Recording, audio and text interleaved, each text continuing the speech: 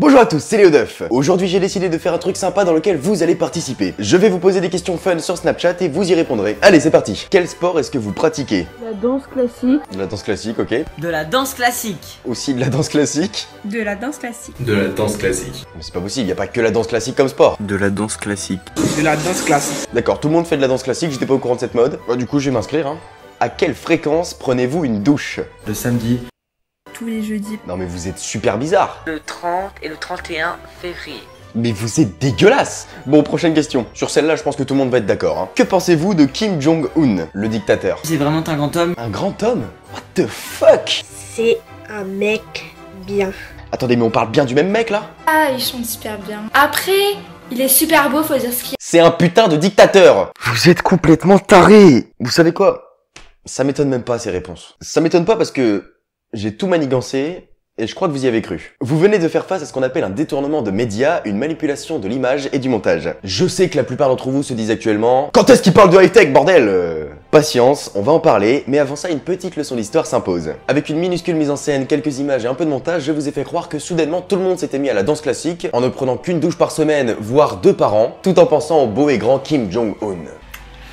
En réalité, les gens répondaient aux questions suivantes. Quel est le nom du sport avec un tutu? Quel est votre jour préféré? Quelle est votre star préférée et pourquoi? Ou que pensez-vous de Steve Jobs? C'est une tromperie mineure qui n'engendre pas de dégâts, mais certaines croyances sont tenaces et l'effet est renforcé quand c'est la télé qui le dit. Pour comprendre à quel point une bonne manipulation d'image et un petit peu d'imagination peut construire un mythe, il faut remonter à 2004. Vous avez, normalement, tous entendu parler du premier homme qui a marché sur la Lune. Vous avez sans doute également entendu parler de ces doutes qui subsistent autour de cet événement. Beaucoup croient que ça ne s'est jamais passé. Ce ne serait qu'une mise en scène organisée par les Américains pour prouver leur supériorité. Certains disent même que la vidéo existante aurait été réalisée par Stanley Kubrick, mais ce détail est moins connu. On n'est pas là pour débattre du pour ou du contre de cette histoire. Mais il faut savoir que ce mythe a largement été popularisé par un reportage diffusé sur Arte le 1er avril 2004. Le but du film Opération Lune était de faire réfléchir les téléspectateurs sur le pouvoir des images et en particulier de la télévision. Et c'est tout l'inverse qui s'est produit. Ce reportage est encore très sérieusement cité par des personnes qui affirment que l'alunissage de 69 n'a jamais eu lieu. Les gens ont plus confiance en ce qui est dit à la télé qu'en leurs propres pensées. Jusque là ça me pose pas de problème de savoir ce que vous pensez des Américains qui marchent sur la Lune, je m'en fous un peu. Par contre, quand quelqu'un commente ma vidéo en disant « Ça te fait rien d'encourager la maltraitance des petits enfants chinois avec tous tes produits Apple ?» Oh, j'ai vu un reportage sur Foxconn, ce que fait Apple est horrible. Alors là, après on dit que Steve Jobs est un grand homme, alors là, bravo, je félicite. Hein. Là, faut qu'on discute. C'est incroyable le nombre de gens qui voient Apple comme le mal incarné parce qu'ils se fournissent en Chine. Comme si c'était les seuls. Même toi, je suis sûr, t'as été fait en Chine. Les gens ferment les yeux sur tout ce qui peut se passer dans le monde jusqu'à ce que ça passe à la télé.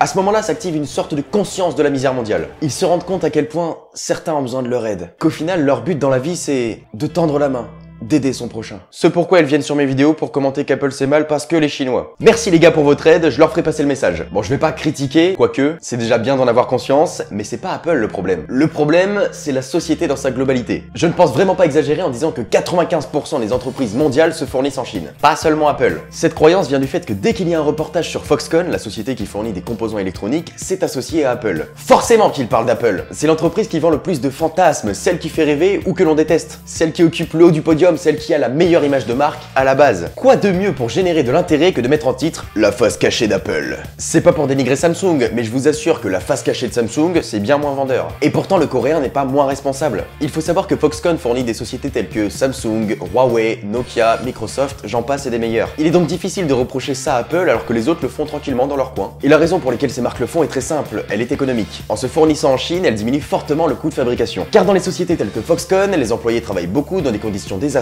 et souvent pour pas grand chose. Pour arrêter d'exploiter ces gens, il existe 2 solutions. Améliorer les conditions de travail, alléger leurs horaires et les payer plus. Ou fabriquer et assembler les produits aux États-Unis pour l'exemple d'Apple. Dans les 2 cas, humainement parlant, c'est très bon. Quoique pour la deuxième étant donné que ça supprime beaucoup d'emplois en Chine. Mais économiquement, ça l'est beaucoup moins. Quelle que soit la solution, elles nécessitent toutes deux une forte augmentation du coût de fabrication et donc du prix final. Ce qui est un énorme problème car nous ne sommes pas prêts à payer bien plus pour nos téléphones, nos ordinateurs ou encore nos fringues. La meilleure preuve est pour moi le Mac Pro. Le Mac Pro est le seul produit qui a été assemblé aux États-Unis. Son prix est donc forcément élevé, sans parler de performance. Et devinez quoi? La réaction des gens a été « Oh, c'est beaucoup trop cher ». C'est particulier car c'est un produit Apple et que c'est destiné aux professionnels, mais ça marche avec tout. Est-ce que vous seriez prêt à mettre 30 ou 40 € de plus pour acheter un pull? Non? Moi non plus. Je ne suis pas là pour apporter des solutions ou pour vous dire « Rien à foutre, les Chinois, c'est leur problème hein. ». Et il faut arrêter de croire qu'Apple est le grand méchant loup de l'histoire. D'autant plus que c'est l'entreprise qui fait le plus d'efforts pour la planète. Et par-dessus tout, s'il vous plaît, arrêtez de croire tout ce qu'on vous dit à la télé. Essayez d'apporter une réflexion par-dessus les propos qui y sont tenus, d'avoir votre propre avis. Je vous laisse réfléchir réfléchir à tout ça. Merci aux personnes qui ont participé à la vidéo via Snapchat. Dites-moi ce que vous en pensez dans les commentaires. Merci à tous, c'était Léo Duff.